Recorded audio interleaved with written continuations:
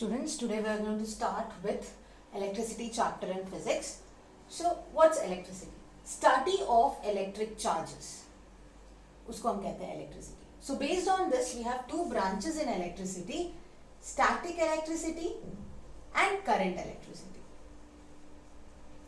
Now, static electricity is also called as electrostatics. Now, this is the branch of electricity which deals with charges at rest. This is the branch of electricity. Current electricity is the branch of electricity which deals with charges in motion. Okay. So you see static electricity in insulators.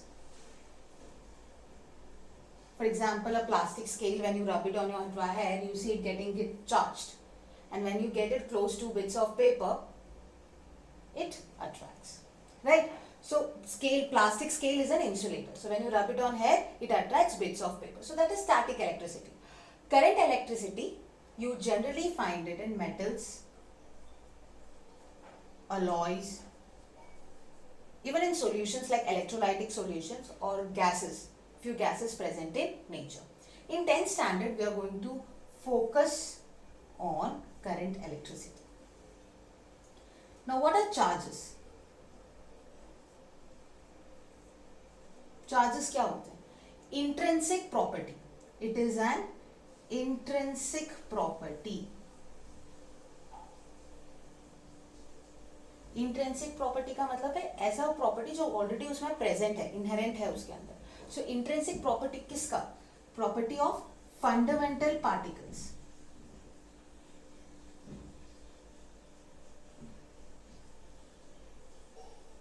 Intrinsic property of fundamental particles due to which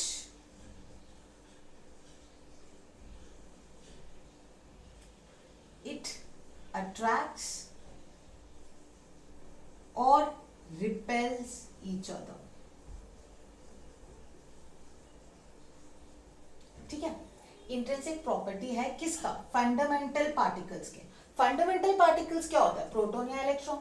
सो उस fundamental particles की intrinsic property है जिसके वजह से वो attract या repel करता हो एक दूसरे को.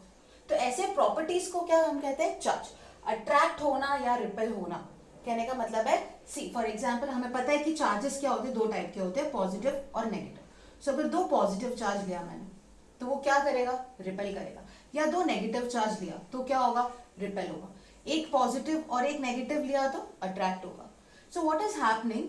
One particle is experiencing a force on another particle, exerting a force on another particle, right? So ऐसे property को हम क्या बोलते हैं? Charges. Intrinsic property of fundamental particles due to which it attracts or repels each other. तो जो charges हैं हम उसको कैसे represent करते हैं? Capital letter Q या small letter Q से. The SI unit of charges is coulomb. हम उसको represent करते हैं capital letter C से. ठीक है. स्मॉलेस्ट पॉसिबल वैल्यू जो एक चार्ज एक्वायर करता है वो है 1.6 into 10 raise to power minus 19 coulomb. Capital letter C, ऐसा यूनिट है उसका, कूलम. सो जो स्मॉलेस्ट पॉसिबल वैल्यू है वो 1.6 into 10 raise to power minus 19 coulomb है. अगर वो प्रोटॉन के लिए है तो वो प्लस हो जाएगा, अगर इलेक्ट्रॉन के लिए है तो ये माइनस हो जाएगा. Minus 1.6 into 10 raise to power minus 19 coulomb. एक प्रोटॉन का स्मॉलेस्ट वैल्यू है और एक इलेक्ट्रॉन का वैल्यू है 1.6 into 10 raise to power minus 19 coulomb. ये उसका मैग्नीट्यूड है इलेक्ट्रॉन का. ठीक है. बस फर्क कितना है कि प्रोटॉन के लिए प्लस, इलेक्ट्रॉन के लिए माइनस. चार्जेस के कुछ प्रॉपर्टीज हैं. एक तो हमने यहीं पे देख लिया कि इट अट्रैक्ट्स और रिपेल्स ईच अदर. ठीक है. दूसरी प्रॉपर्टी ये होगा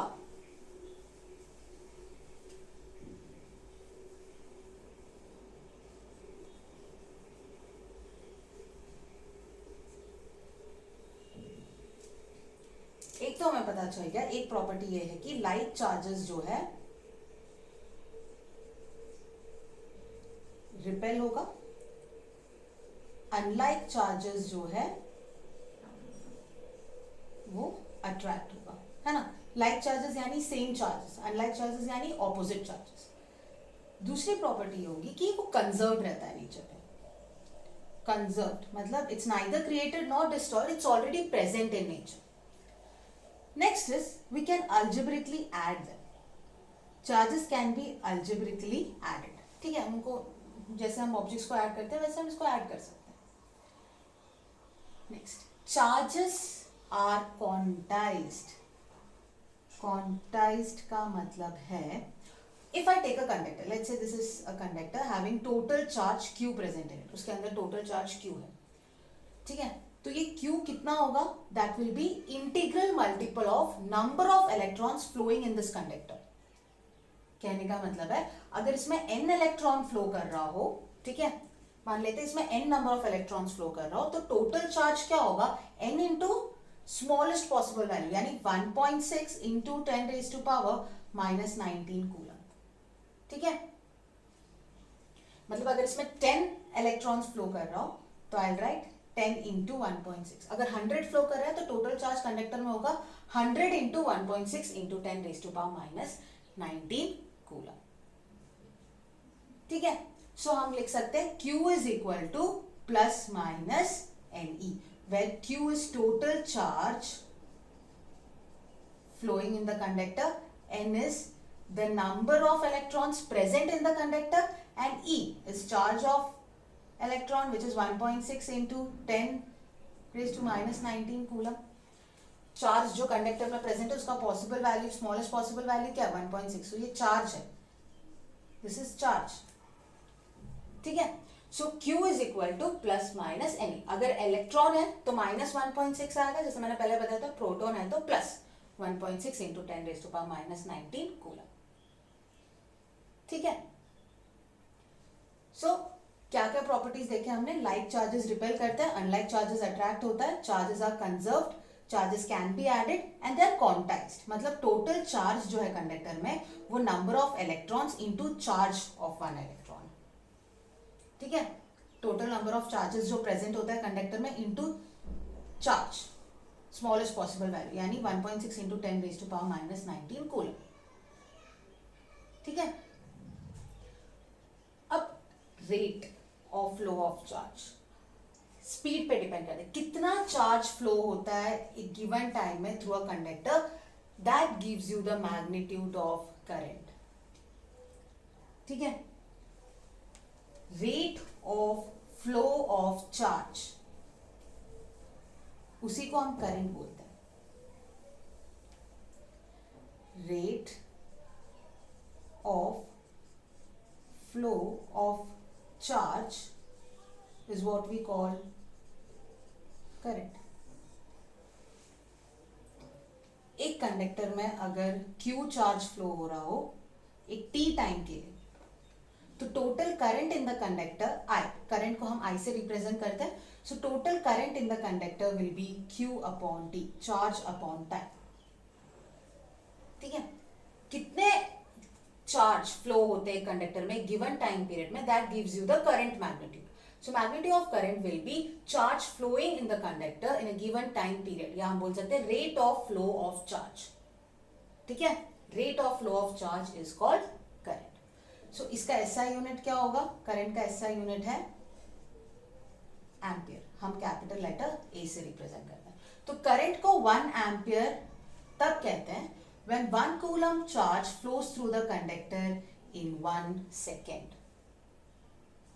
Current is said to be 1 ampere when 1 coulomb charge flows through the conductor in 1 second. ठीक है, the device used to measure current, device कौन सा यूज होता है? Ammeter. We represent it as this plus minus. और ये हमेशा circuit में सीरीज में कनेक्टेड होता है. सीरीज में मतलब see in coming classes we learn about the type of connection series और पैरेलल, तब हम डिटेल में डिस्कस करेंगे. मैं बेसिक सर्किट बता देती हूँ सीरीज का.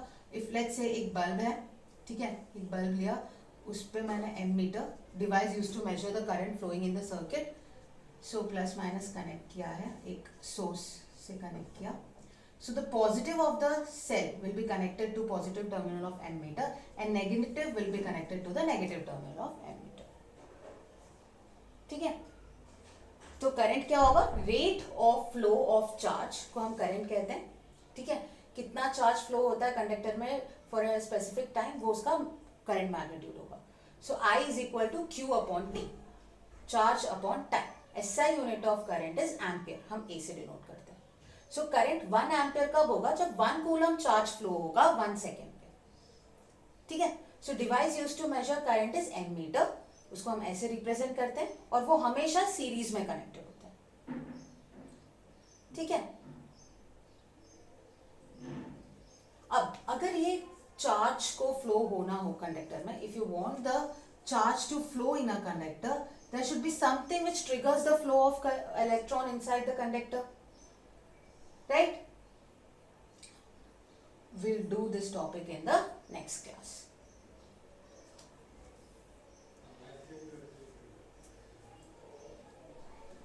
Few self-assessment questions I am giving you all. 4 self-assessment question. Try solving this.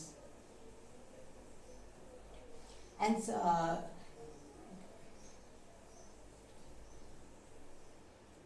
first question is, which we have already discussed, define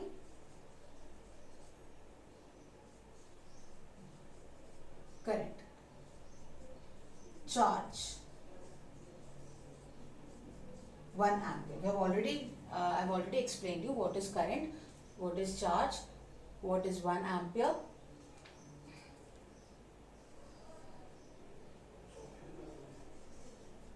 Write SI unit of charge,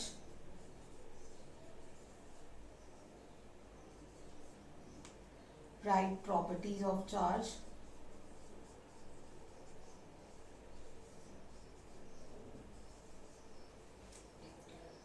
okay. Fourth, name a device used to measure current in circuit, okay. Now try solving this one. Fifth one, it's a numerical. Calculate number of electrons in each coulomb of charge present in a conductor. Okay. How do you solve the fifth one? Calculate number of electrons. You need to calculate what? N value. Hint I give you. You just need to calculate N value. ठीक है. In each coulomb of charge. यानी total charge in the conductor is given as 1 coulomb. Okay. So you need to calculate N value. Total charge in the conductor is given as 1 coulomb. You can go with the formula Q is equal to plus minus Ne. Okay. Try solving this.